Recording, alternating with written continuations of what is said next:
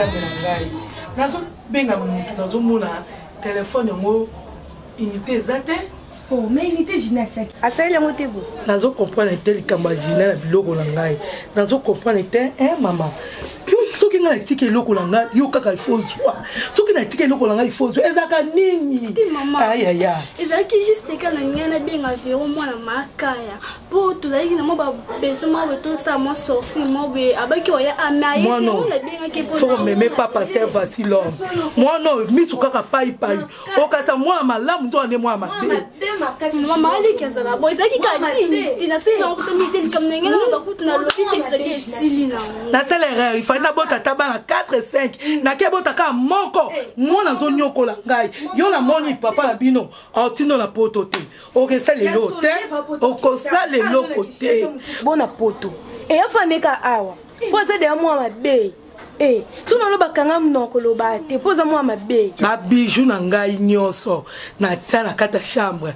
na kuti bijou moko kaka ba chaîne biloko mato ya mikena chaîne to ba prix ya kala onga na kuti ye biloko nyonso amemika pola mwa mobalo encore moneza nani comme on est patient apembe bona ebi patient de mwana azobete ya mtu ayiba bilono ye wana mwa mbalango kasongo kaka oya kasongo nakokangise pa kasongo akobetela ngai efimbu likambo mwa mbalo azotinda mwana yibaka babiju batelefone biloko ezolimwa fale nabota mwana mobali asala makambo mwana mwasi te ndeti kredi wana yo resa bengine abenga mbane patient so de ayibe loko pa kepesi to yeba eza pasi bilono de mbongo eza piango zona sombe ngala kredi sombela ngana na bega na mama mikolo na yoka mwana mama nga te mikolo zo asangone te na sobela sangone te ya mikolo ngabe ba telefone mikolo do pasta mwana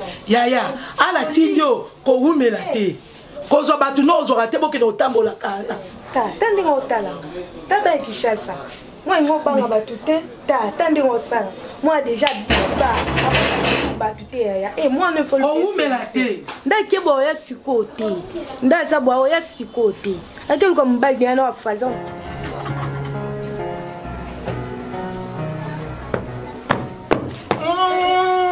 yala mtamataki mwana kanzambe papa na Renis. Oh c'est boga papa na Nadej mwana chance bendago chance wapi négatif papa ini concentrate dimika kasi ozoyi ba système tunangai tala ba bo mposo mela ba ma lo boga bo sisa kaka tanzania zanki na mwe video zo kemba benda kemba kama kati abamboko ya mystique ancien boga komanda ancien boga oyebike nazo kemba mikolo yo nazo mona kako naza muta okemba boite oh paini na defi awa na ngamba soki muta peso eloko baboya kati na mwa sini kaka na mwa elemba ndenge za mwa elemba bikawa boni masolo mon cher bisokuna na capitale to kemba fo Parfois dans le love, il va y avoir une mother, c'est-à-dire que nos mamans m'ont connu. C'est une chérie.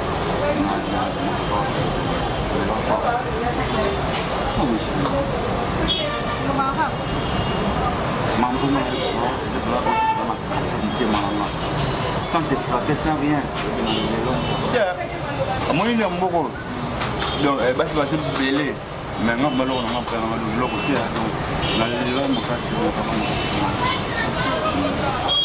Donc, l'autre commence dans ici. Maman est vie. N'a pas fait ça comme mais. Les gars, l'autre commence.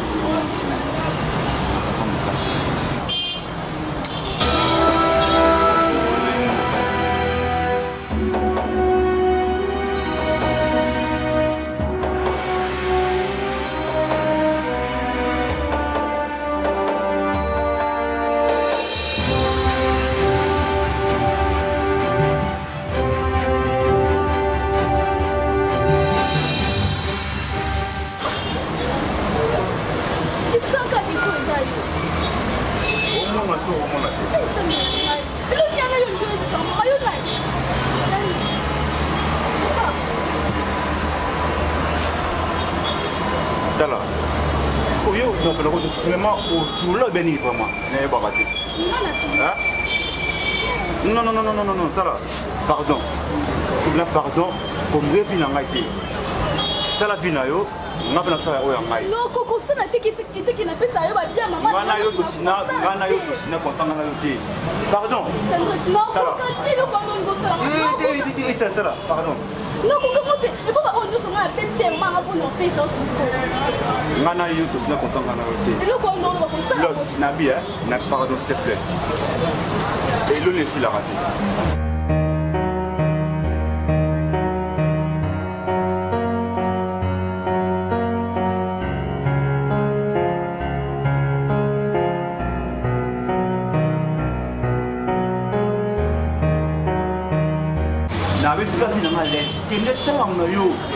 Oublie pas dans ta vie, c'est quoi ça? Hein? Non, pas de question. La vie, c'est la vie. C'est pour toi. S'il te plaît. Les propos, ça dit au moins ça là. Ça là, mais l'eau, on m'a retiré. Oh, je te dis, maman. Ça là, mais l'eau, il n'y a rien. Non, chérie, il n'y a rien, bébé, il n'y a rien, chérie.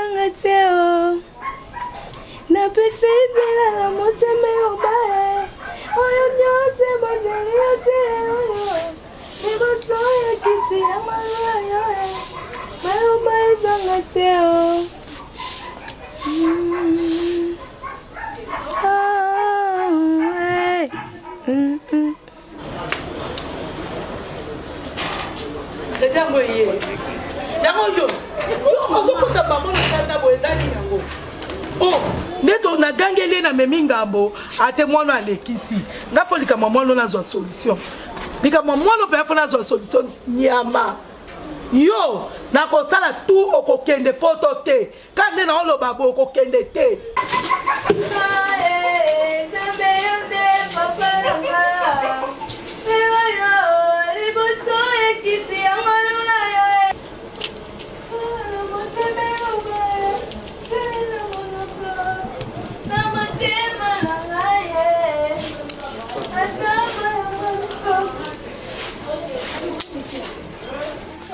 Kemba fort qui ne peli moto na nenga jeté oyebi ke biso to mesana vraiment ko vivre na ba vie mo boy vie na biso wana oyebi mo tracasserie mo to ke na mo kwa mo boy pe bo benda mo mike mo ba 200 ba 300 mais pour le moment président oyo a écouté la biso ba kali donc tracasserie et comme c'est lo ko mo boy gauche droite so ko beti donc ba lokotio oyebi ke ngai bana bazo tumisa nga nenga jeté do Renis zo changa mal à l'aise Renis bona daje na bwaka ekuna na kimbondo Renis na daje kuna na kimbondo azo kemba ko benga se ko benga chaque fois on dérange nga mambongo mais talaka binda boy moto zo pesa massa et là on y va to ko bouler hein to se retrouver un peu quand même nga la comelioti Déjà beaucoup. Na komelo ngala biyoza yoza komanda zanga mawa. Yanga komelio yanga bikete moi so na mabe na biso kuna. Mala Katanzambe. Sikana. Eloko o nga na buna ke zaboy. Neti awa toza na province moi makambeza neti moi kolala moi moki.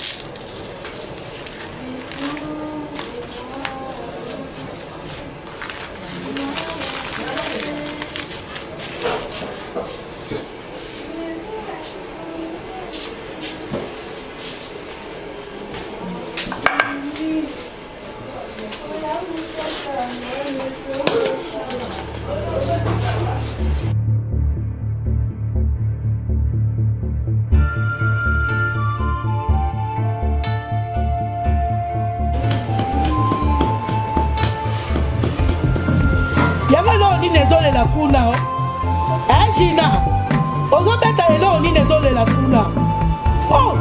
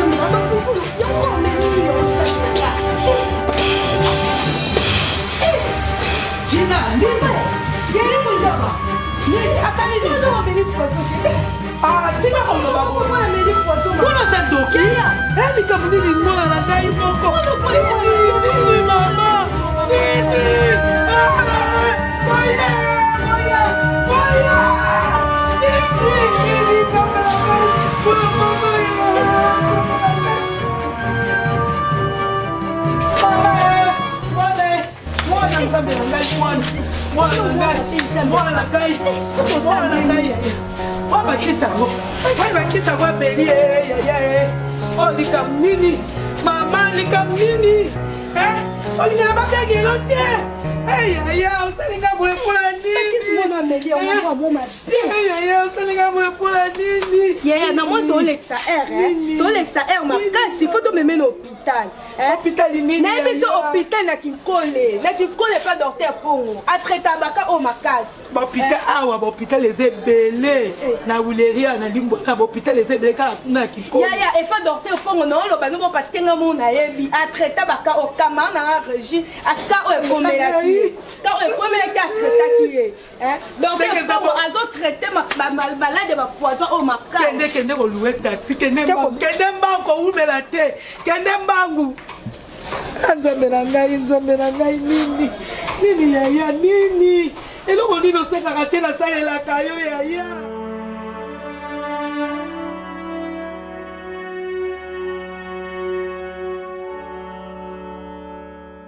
neti yo kuna oza mosika awa vraimen nde tokobule tokende ata quelque part tosala mwa mouvement mo boye mouvement ndeni tolataka bateni na biso kaka ndenge ezalaka totia mwa barrière moko quelque part na nzela totie barrière tous les moto azoleka wana kwanga ekozanga te mwa fufu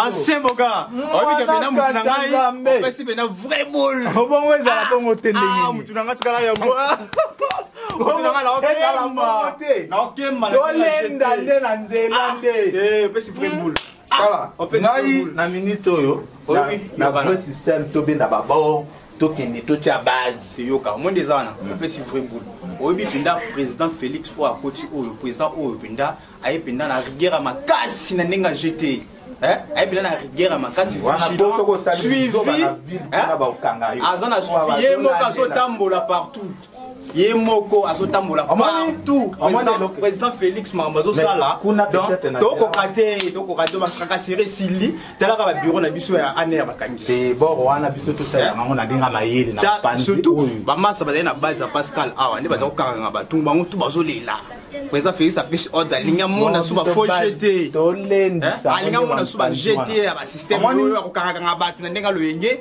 alingi lisusu te le président oyo akoti oyo aye na ndenge moko ya show ya jeté so osala erreur masa okei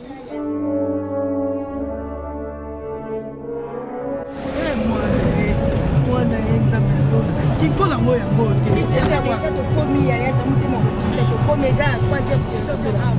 troisième direction mo wapi ochofer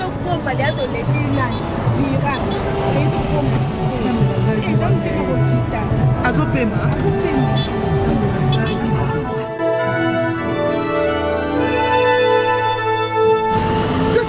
tokomi deja ya partante na wango wana da tokomi wapi yango oyo awa tozokota nzela yango tozokota anzela mabele nzambe na ngai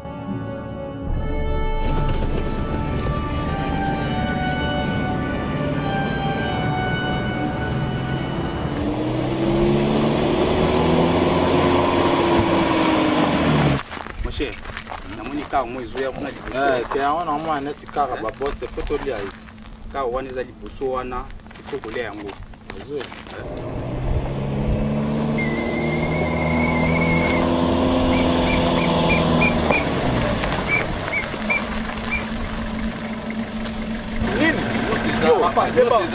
bana yo oza bisoba ozotunaka yo bana ozotuna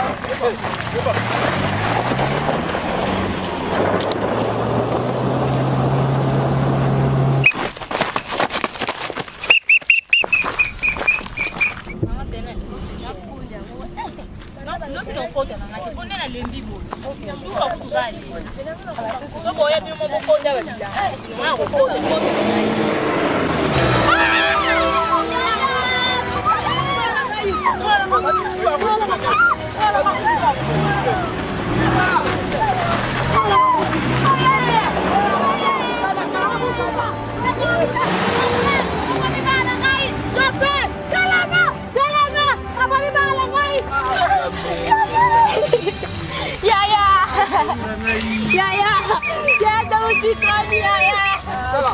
Oh, mwana Katanzambe.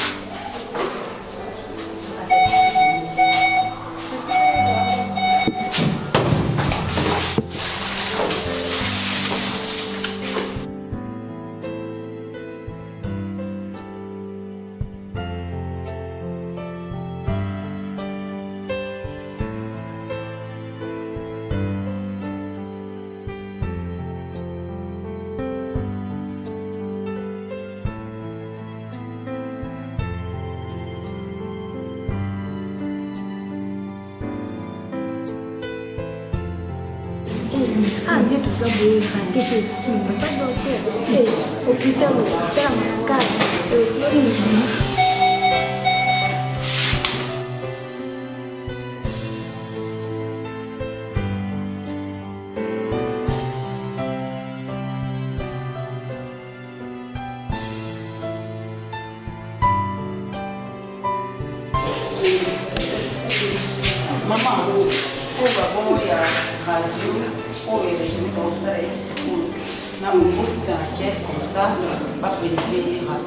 Qu'est-ce que ça va?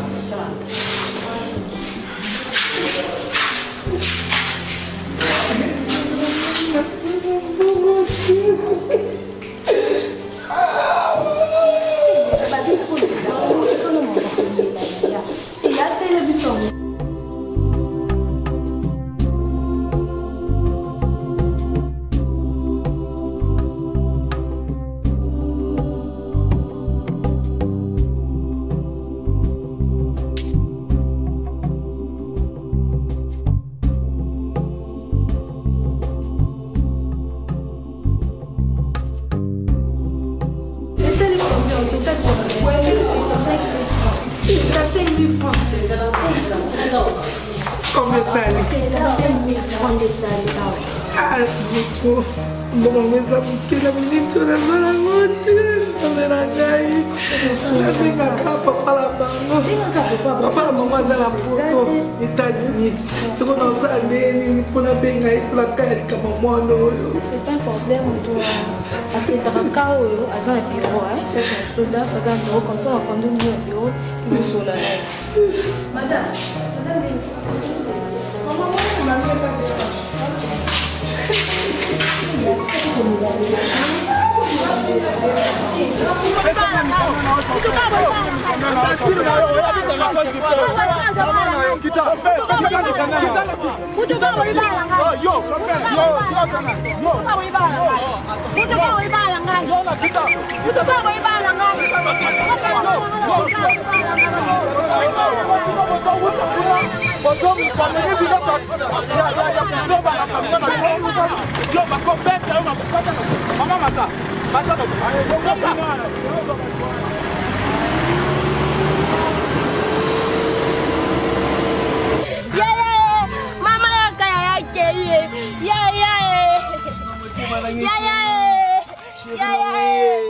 Chérie n'a accueilli.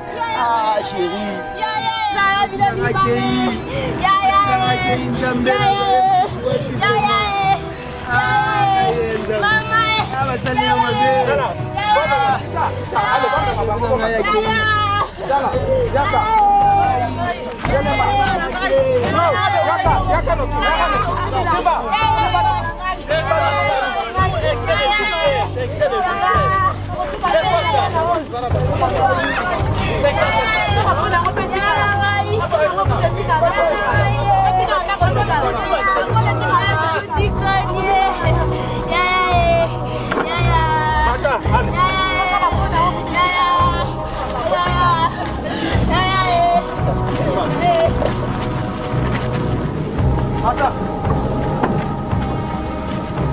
Bon, on va vite, vite.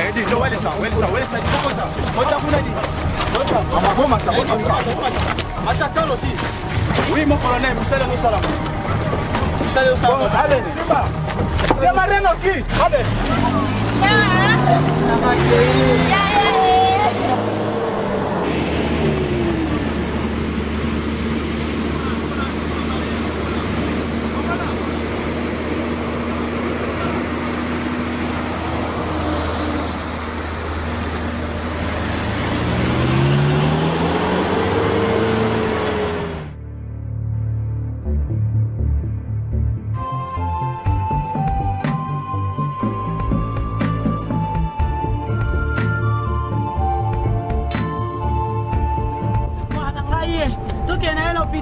Toke na hôpital ya munene oyo bimisika ya Pongo eza na veni Mbimba.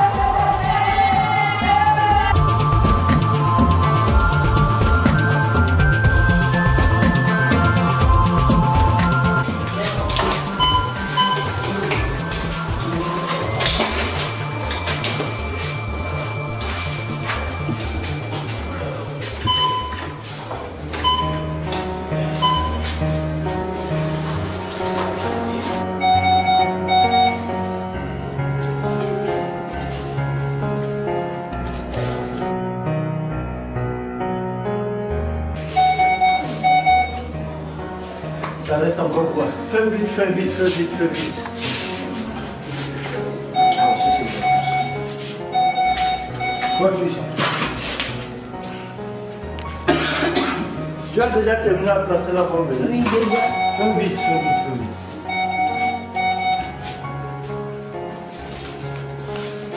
Fais vite. Toi aussi, fais vite, vraiment, fais vite. Placez la bombe.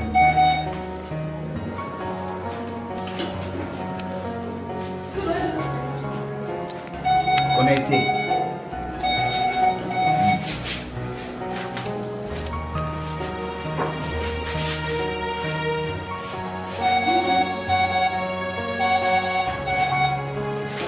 Bétadine, bétadine, bétadine.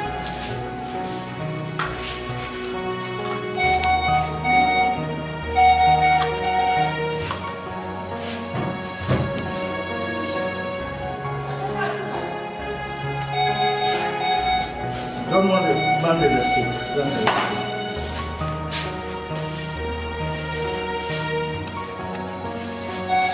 Alors vous appelez le téléphone. Fais vite, fais vite.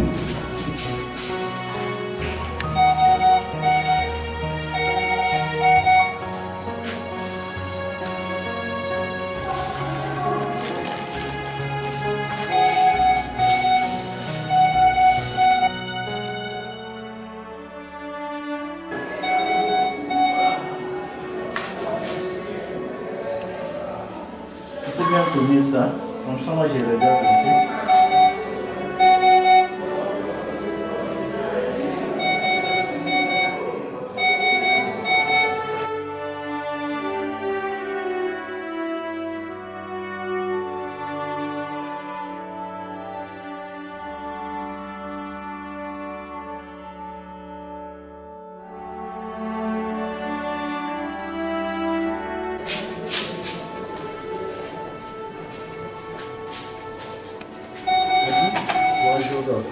Trop juste.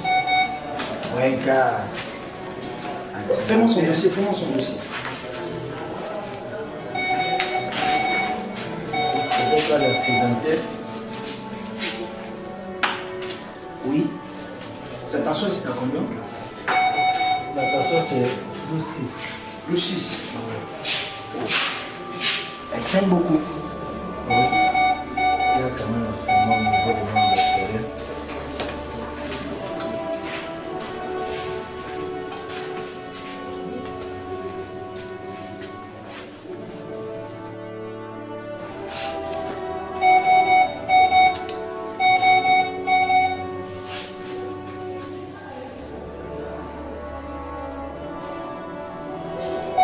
Attention, il est déjà dans un tableau de choc, ok?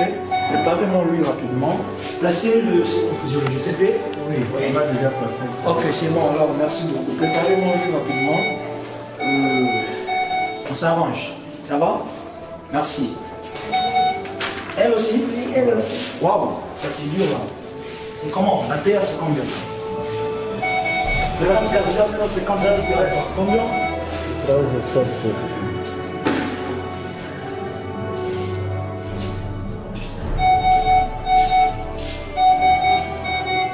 Attention, mettez-lui sous un schéma rapidement parce qu'on doit protéger aussi son cerveau. Ok? Casser les schémas neurologiques et il faut faire remonter un peu sa tension. Demandez le sang rapidement. Ok?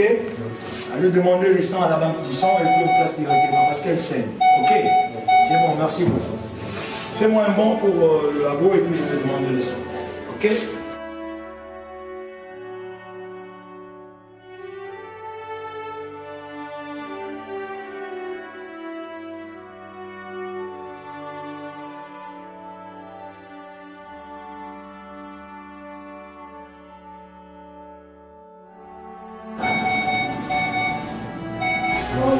Bonjour, quel est votre souci? Problème est ça. Problème c'est ça, tout ça moi la biso kaza na ta ya poison. Na meni poison to yene ka ba consulter. Papa na bango aza na poto. C'est quoi que to yene a to so biso na mako atwani ngo. Donc qu'est-ce que ça to ko ça ndenge. Soki papa aza na poto. Tozalaka toujours en collaboration na bato baza na poto parce que nous sommes en train de traiter aussi certains malades, les parents n'ont pas besoin de. Qu'est-ce que nous faisons? Nos amis président, donc le propriétaire de cet hôpital, il habite en France.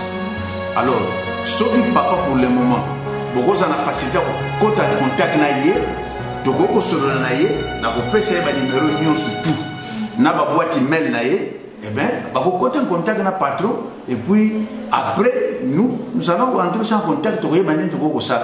Mais c'est faisable, ceux qui papa s'en apportent, il n'y a pas de problème. Parce que nous le faisons aussi. Merci papa.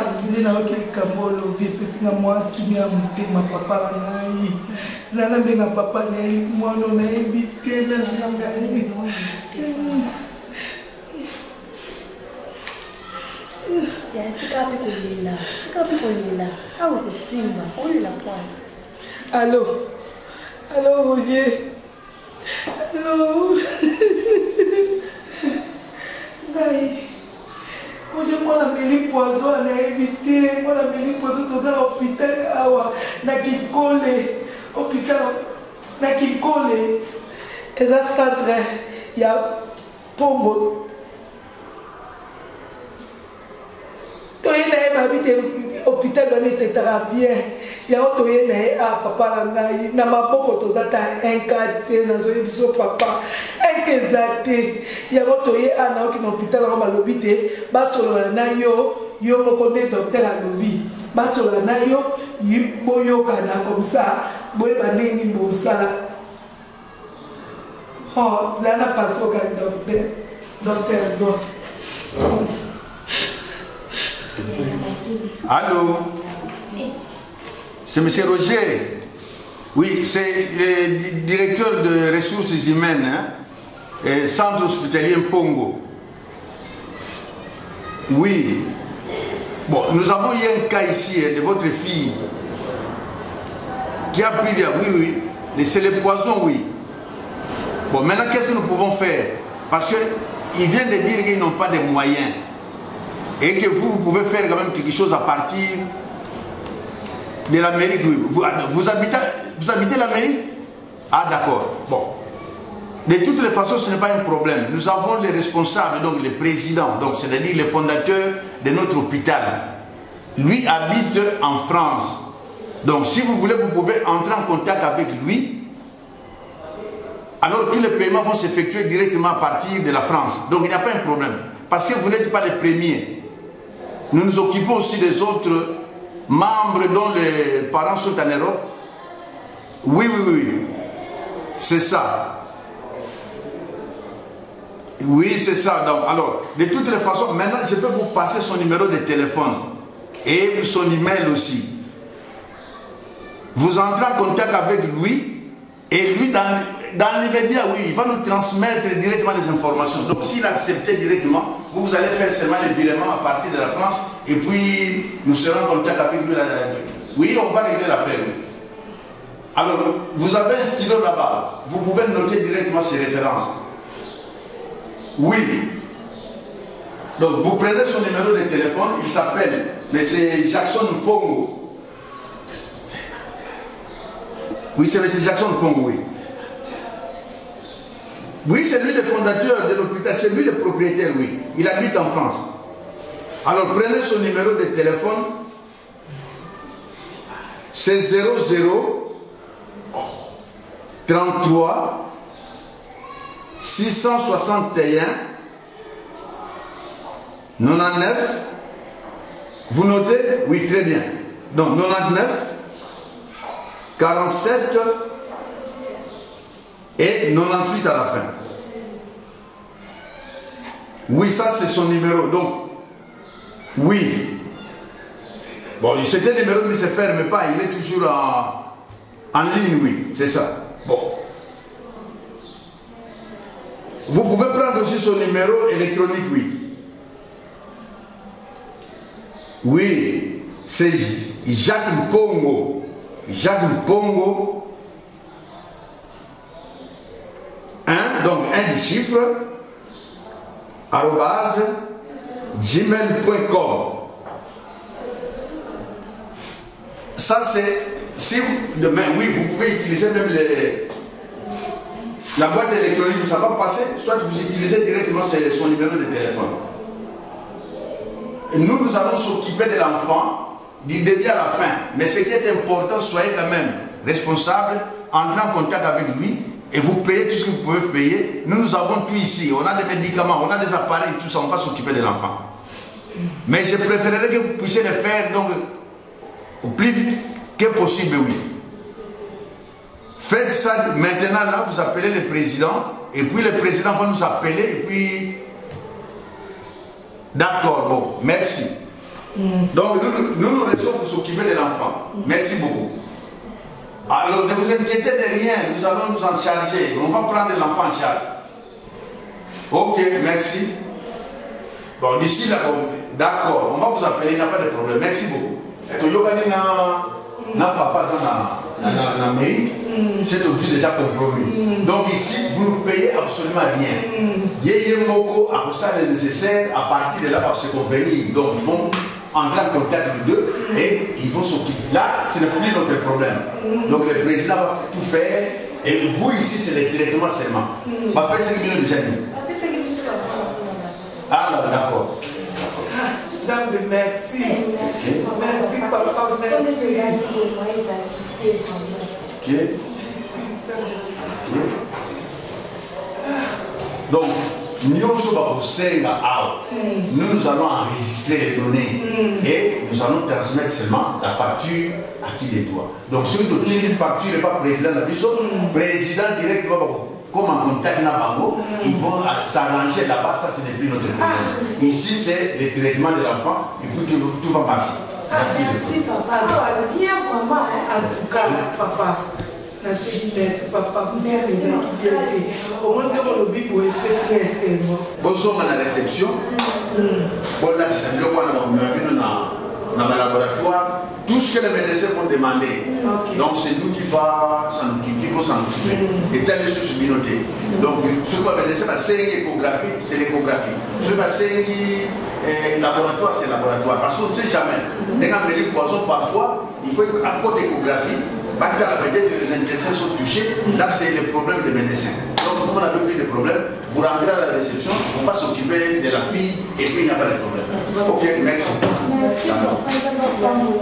Ça va, merci. D'accord. Merci.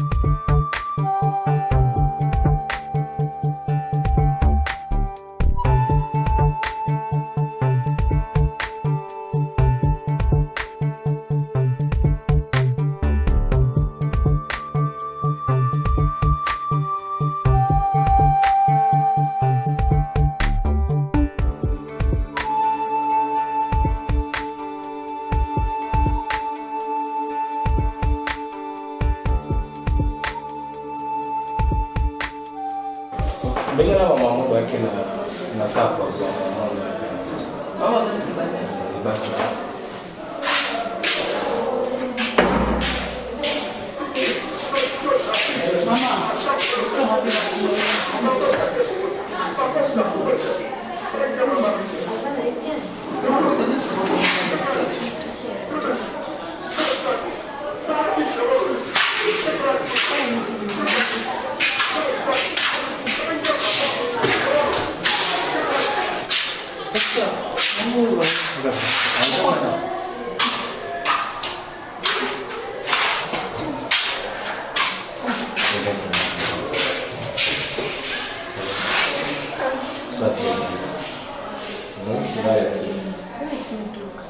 Madame, sois calme, ok?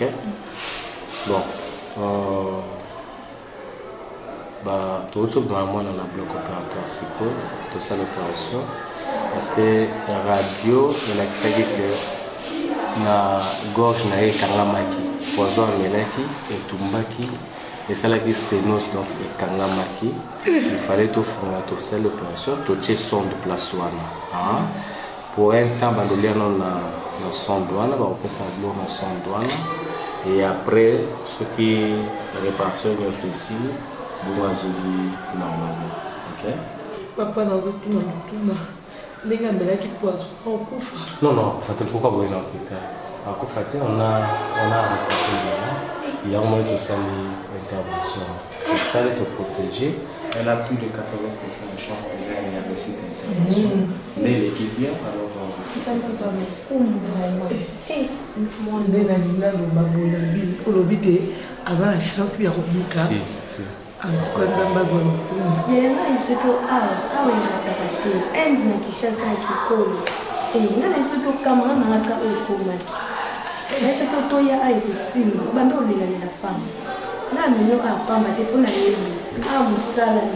En tout cas, dans cette période, vous avez choisi bien. Vous trouvez la difficulté qu'on a. C'est juste quand vous descendez en trekking call. Même dans trekking call, quand vous prenez même une moto, vous dites seulement, l'hôpital c'est l'hôpital Pongo, mais plus l'hôpital Vite. Donc, prochainement, si vous avez l'hôpital Vite, on vous amène directement. Nous avons la radio, la radiologie Ezali, tout ça dans le service échographie, imagerie Ezali, et tous les services sont là. Bon, en tout cas, autre que ça, tout ça, la mobaka est belle, et à toi, réciter vraiment en total. C'est vraiment. C'est la police qui est dans le loba. Pour place de route, l'hôpital des Aguets Bélé. Il y a des camarades qui sont dans l'hôpital à Kaya Poiso, le cas qui est bien. Dans ce qu'on a d'autres il y a solidement un outil de moi. La vidéo qui est caca. Oui, l'infirmière a accompagné bien la chirurgie, elle a un département chirurgical. Bon, on est mère, elle a une anesthésie, c'est là, c'est là, donc on a mis à permettre de faire beaucoup.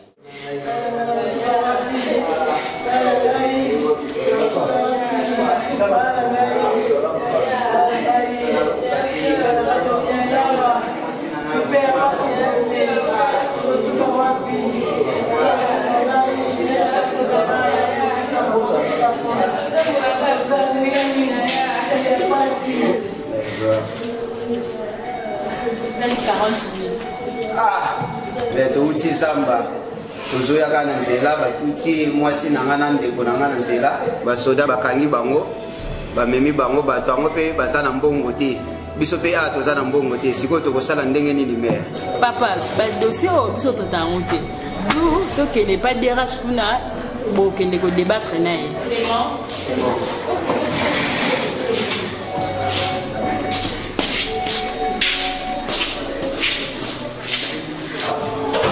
Quel est ton souci? Problème naza nango papa batuti bandeko nanga kuna na minute pe to ana mbongo te mutu ana pe atuti bango ape na mbongo te mais bakangie kuna na société bon yango sikoyo toye awe pa na yo ebite so to sala ndenge nini. Bon,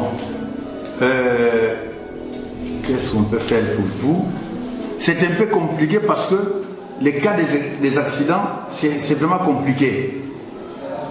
À la réception, là, qu'est-ce qu'on vous a dit? Papa, tu fous à 40 000, na minute tu as na moté, tu débrouillaka, mais na minute tu as na bon côté, na côté tu débrouilles après tu sais le bon côté. Tu éviter ce que ça la nuit vraiment papa, pour son gabi vraiment pas. Bon, ça ce n'est même pas tellement un grand problème. Mais ici, c'est un hôpital. La première des choses à faire, si vous avez quelque chose à donner en garantie, il n'y a pas de problème, vous pouvez venir donner quelque chose en garantie. Parce que le problème c'est quoi? On peut vous faire sortir ici, soit on peut vous traiter. Mais à la fin, vous allez voir que vous allez fouiller. Et ça c'est un manque à gagner directement pour l'hôpital. Est-ce que vous avez quelque chose à mettre en garantie ici? Soit une télévision, et soit, avant que nous trouvions d'autres solutions, vous avez quelque chose à mettre en garantie? Papa, ce qui est pour la plasma, le congélateur, tu vas débrouiller, tu n'as pas de famille, tu vas aller comme ça, tu vas aller ça de ce qui est pas de.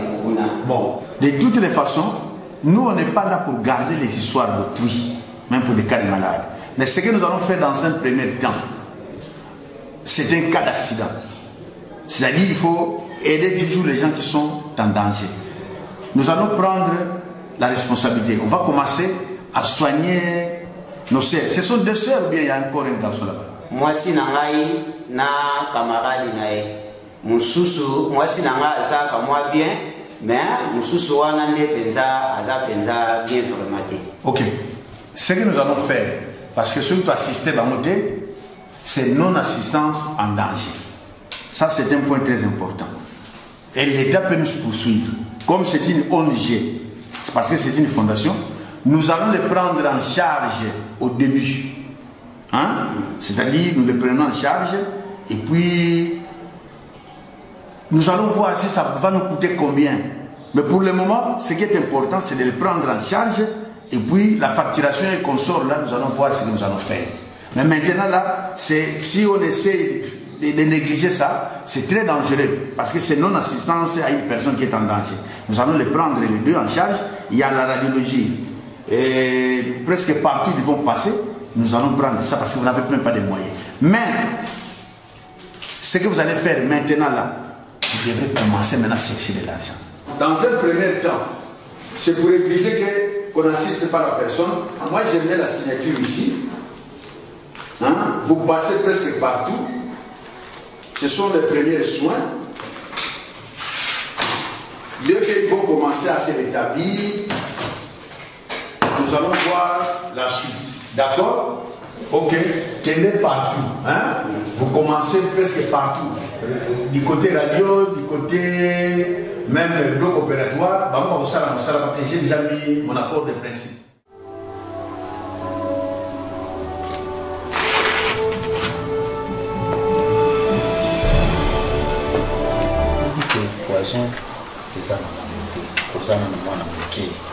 Une jeune fille, où je fais la chaînette, au TK, où je fais la comme un bali, à courir comme la poisson chute, ma balise belé, le banane, ma fanchi, ma belé, ce que vous faites, il y a une banane, ce que vous vivez les arabes. Prochainement, on sera sur le point de Colobiki, répéter sur le point de aux analogies, ma balise belé. Ok? Alors, pour intéressant.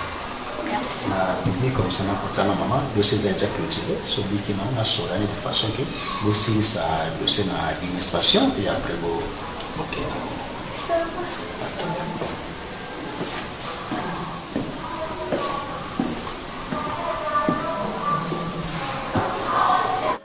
mama mwana kusubiri na yeye ile beaucoup de déranger makasi ezaki mwana azali na problème ya poison. Alors, poison, à dire qu'elle nous existe pour notre balle.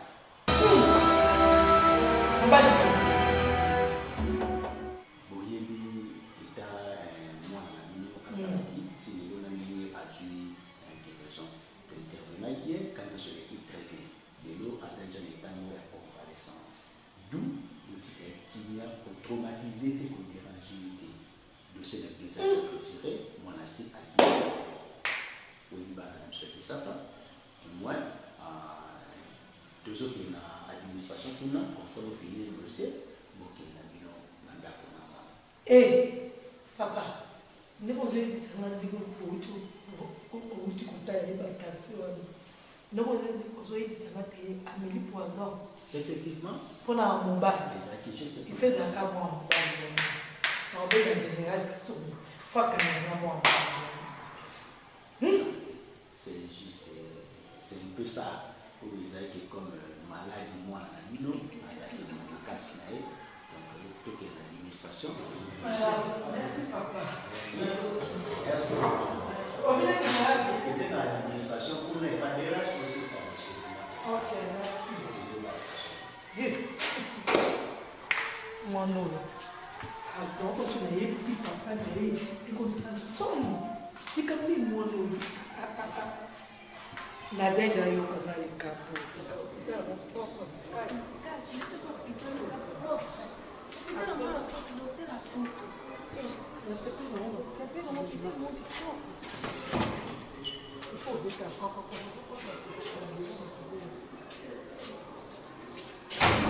Bonsoir, papa. Bonsoir. Ça va, mettez-vous. Merci.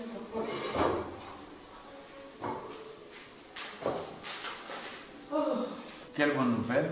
Toya pour la moi, la méga connu bien.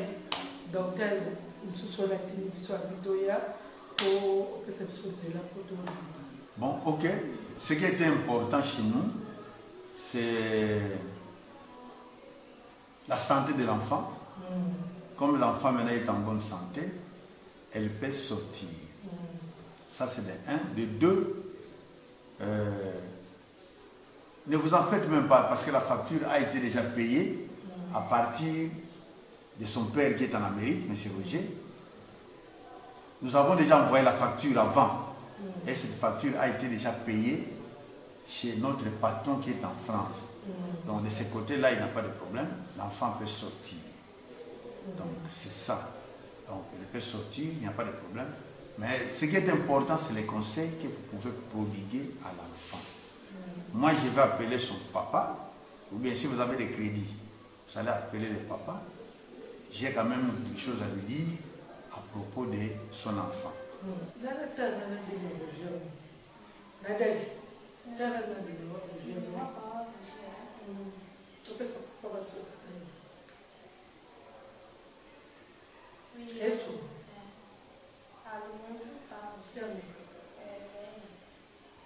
Allô? Bien, ma caméra sont bien. Tu as besoin de l'hôtel.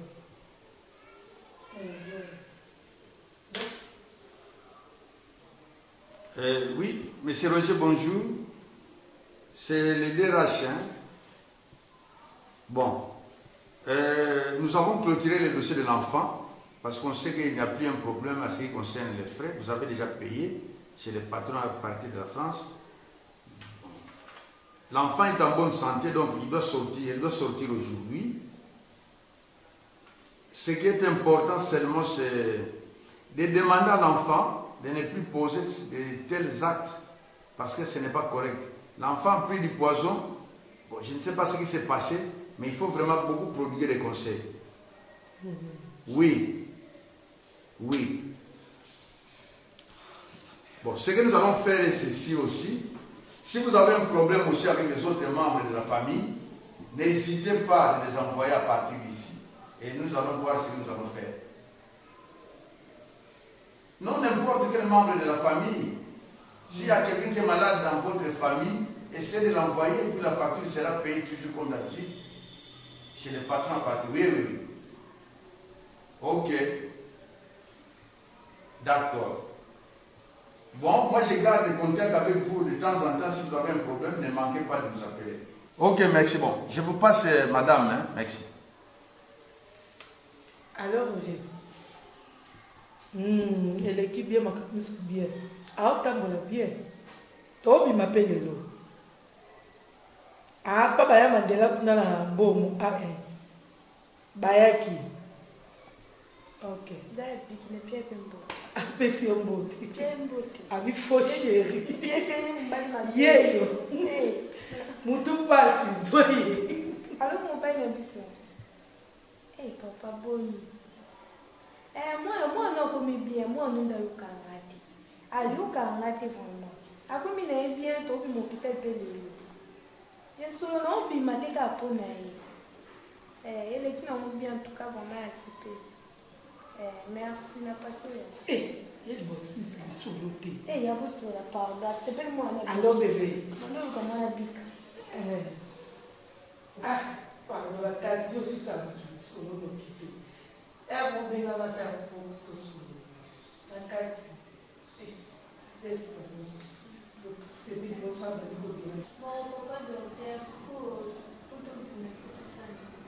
Bon, et là, on ça les années suspendues, tout est fini, on a clôturé le dossier. Ce qui reste à faire seulement, c'est d'établir les bons de sortie. C'est les bons de sortie qui témoignent que l'enfant est sorti et elle est en bonne santé. Donc, je vous établis les bons de sortie. Son nom, c'est qui? C'est Gina Ngalula. Gina Ngalula. Service soins intensifs. Bâtiment 04. Aujourd'hui, c'est vendredi, hein? Vendredi. Le 16 8 2019. Hospitalisation.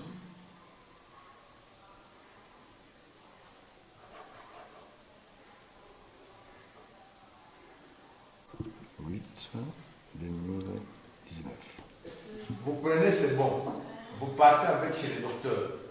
La direction a visé, le docteur va signer et à la fin, vous amenez ces bons à la sortie. Il y a des agents de sécurité là-bas. Vous allez leur remettre ces bons de sortie. Il y a deux ici. Donc, un va partir avec vous et l'autre, vous déposez à la sécurité pour le contrôle. D'accord? Ok, merci. Merci. Papa, oh, nazomona ndenge oloba te po hôpital po oyo hôpital ofin chine ekosa inde ekosa bato bazobaluka baluka hôpital asokosoki ezali pa docteur po papa jacques afin tukana kobenga vraimen mama naomi ye moto aza na kape natanso ezopunise makasi fo alia na hôpital oyo namoni hôpital eza hôpital ezotraite baka ya grave to na bi ya grave mais soko toyeba ozali na ondima te efo ndimanga nalekino na tambola na ye Pendant l'éloge, vous allez couper ça. Vraiment, ils allaient très important. Vous voyez qu'on a soigné quand même l'enfant. Essayez aussi d'informer les autres aussi. Quand vous allez avoir des difficultés, ne manquez pas de les amener ici. Donc vraiment félicitations et je vous remercie sincèrement. Merci. D'accord, il n'y a pas de problème.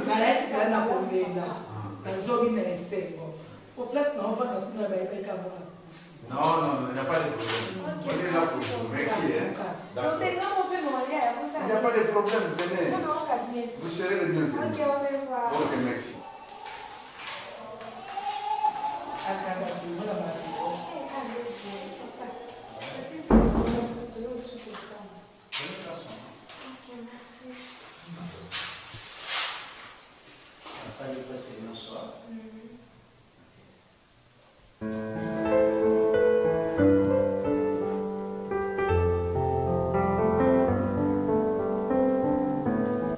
Comme ça, vous allez d'abord la porte à sécurité, comme ça, mon corps, comme ça, vous allez juste mon corps.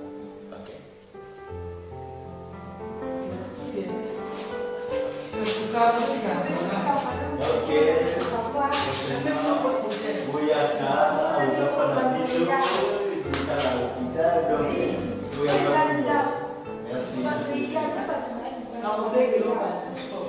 Merci. Ok. Vous battez les mains. Ok.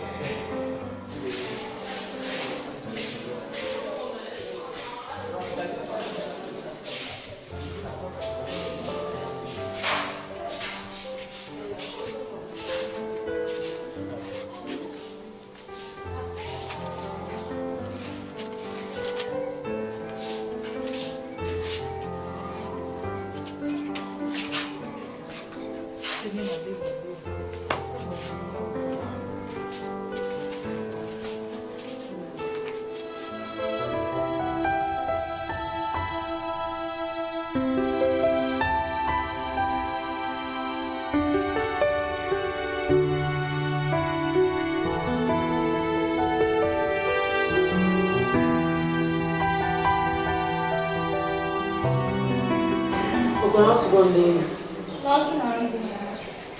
Como se vai pedir isso? O que está na boca? Tudo é a mamãe que me chama. Não, deixa eu pegar o tambor. Se vai zumbar, eu levo o futuro. Basta ninguém lá de, ninguém lá de. Quando eu vou subir, eu não vou não tambora, bora te Ah, me tem bazuia. Mas é assim. Mas ela como bom, mas a paz. Você vai ver a paz, não estou aqui que eu bati mais. Mamãe que disse, não, deixa eu pelo camão. Mas tem aquela de bom, você não bom. Bom, bom. Ah, você bom aqui. Mas a minha não é que. Mas lá não é que. Olha aí, olha. Ela não é cama. Olha. Tem aqui. Pois é, mãe que me chama. Banha, muito bem. Estou meio perdido. Mas se for onde ça va? Ça va, maman.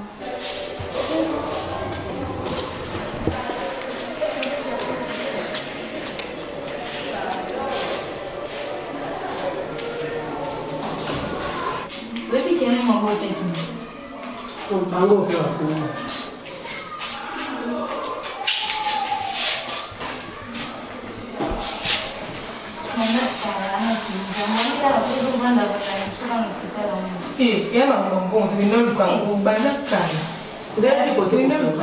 Kote to uti to tamboli pona mukambo yaya ya mukieka ko to mona nango ya to yena ngo to yebi pete so ba onti mango pe bela mbongo ba senge ya biso to yeka ka to kende to sola na bango soki ba konzima ba soka wana po to mo so eloko sa te bana pe ba gumeli a nango to yeka na mukia wana o to kongo pona liboto po to tamboli partout mukieka to yena Kolo bebela mbongo ba sengite ka bana omi bale bazalaki nango na ndima kute ba osenga bongo po ba yebi eza hôpital moko ya munene pe bazala mawa bato po basunga bato bayaki po basunga ba pauvre na ba riche basalisi bana na yeba kute bana bazala boye na yeba ke batama ba beki me bana bakomi malamu nzambe asala to masoka lelo to kende kobondela so ba opesa ngai kutu ndo mona na defema puta papa makaya 22000 mais na teki on a 15 000 pour notre sac mbongo na ko pesa ko ba binisa bango e ko ke fute pimbo monti na lebi na afuna zona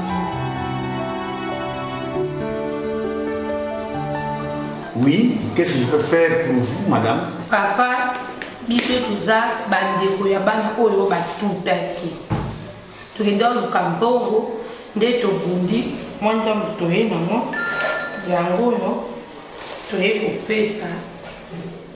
C'est qu'il y a combien ici? C'est 185 000.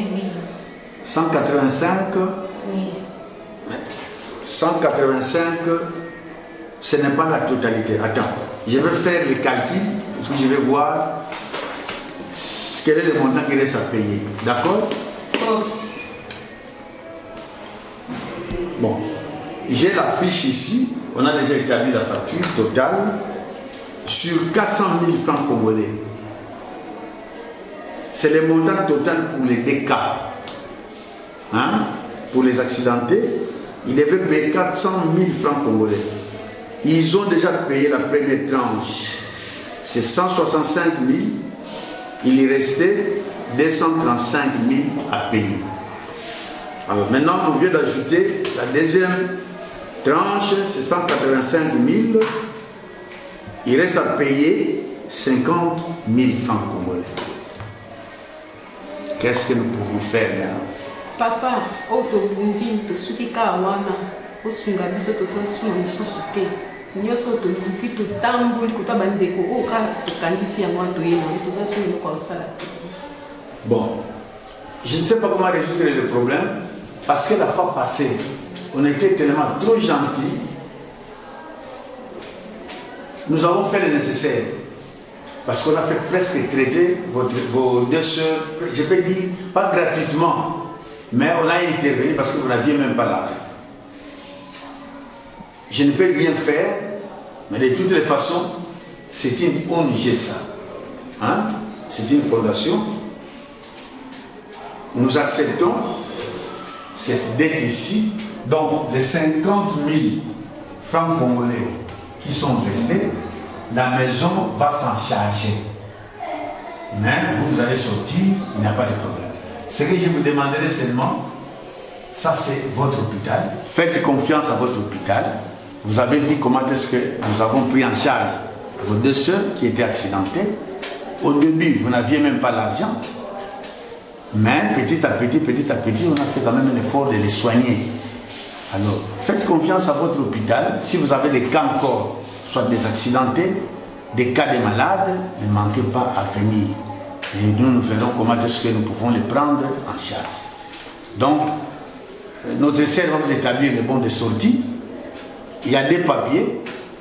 Vous allez partir avec un papier et puis l'autre papier, vous allez laisser à la sortie au niveau du service de sécurité. D'accord? Bonne chance et je vous souhaite bonne année. Merci papa. En tout cas, papa, tu sais bien ma casse, vraiment, ma soutien, vous savez, pour la biso. Tu sais qu'il y a un bon côté, mais vous souvenez biso.